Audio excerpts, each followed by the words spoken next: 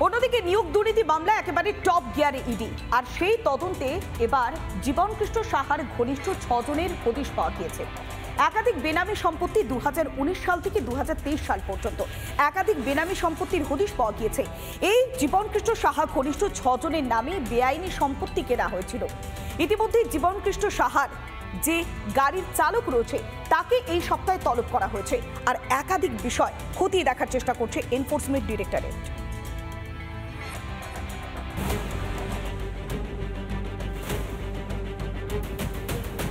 চরম নাটকীয়তার মধ্যে দিয়ে বড়েয়া তৃণমূল বিধায়ক জীবনকৃষ্ণ সাহাকে গ্রেফতার করেছে ইডি।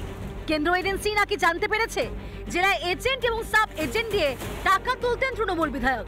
এবার ইডির নজর জীবন ঘনিষ্ঠদের ওপর।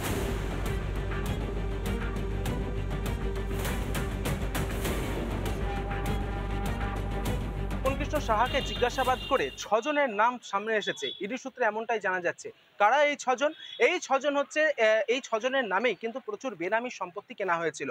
জীবনকৃষ্ণ সাহা 2019 থেকে 20 এবং 2022 থেকে 23 অর্থবর্ষে প্রচুর বেনামি সম্পত্তি কিনেছিল, এবং সেই বেনামি সম্পত্তিগুলো মূলত কেনা হয়েছিল এই 6 জনের নামেই।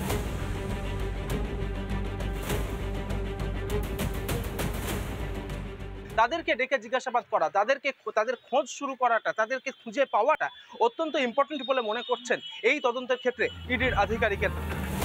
এর পাশাপাশি চলতি সপ্তাহে বিধায়কের গাড়ির চালক রাজেশ ঘোষকে তলব করেছে ইডি। তখন বড়মা তৃণমূল বিধায়ক জীবনকৃষ্ণ সাহার বাড়িতে ইডির আধিকারিকেরা এসেছিলেন। তখন ইডি আধিকারিকদের অপর একটি টিম পৌঁছে যায় পড়শি গ্রাম আন্দির কিছুটা দূরে এই রাজেশ ঘোষের বাড়িতে, এবং তাকে জিজ্ঞাসাবাদ করা হয়। যখন জীবনকৃষ্ণ সাহা ইডির সিবিআইয়ের হেফাজতে ছিল, তখন তার পাশে থেকে তার সমস্ত যারা খাস সঙ্গী তারা কিন্তু সরে গেলেও এই রাজেশ ঘোষ থেকে গিয়েছিল। ফলত সিবিআই হেফাজত শেষে জামিন পেয়ে যখন জীবনকৃষ্ণ সাহা ফের বড়মাতে ফিরে আসে, তখন একেবারে ছায়ার সঙ্গে অত্যন্ত বিশ্বস্ত হয়ে উঠেছিল এই রাজেশ ঘোষ। ফলত তার জীবনকৃষ্ণ সাহার সমস্ত ব্যাংকের ট্রানজাকশন থেকে শুরু করে যাবতীয় সমস্ত কিছু তথ্য, সে সমস্ত কিছু কিন্তু দেখভাল করতো এই রাজেশ ঘোষ।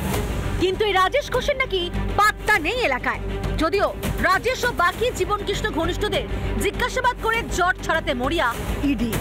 মুর্শিদাবাদ থেকে ইন্দ্রাশিস বাগচির রিপোর্ট, রিপাবলিক বাংলা। নানা ধরনের কন্টেন্ট দেখার জন্য লাইক করুন, শেয়ার করুন আমাদের ফেসবুক পেজ, সাবস্ক্রাইব করুন আমাদের ইউটিউব চ্যানেল।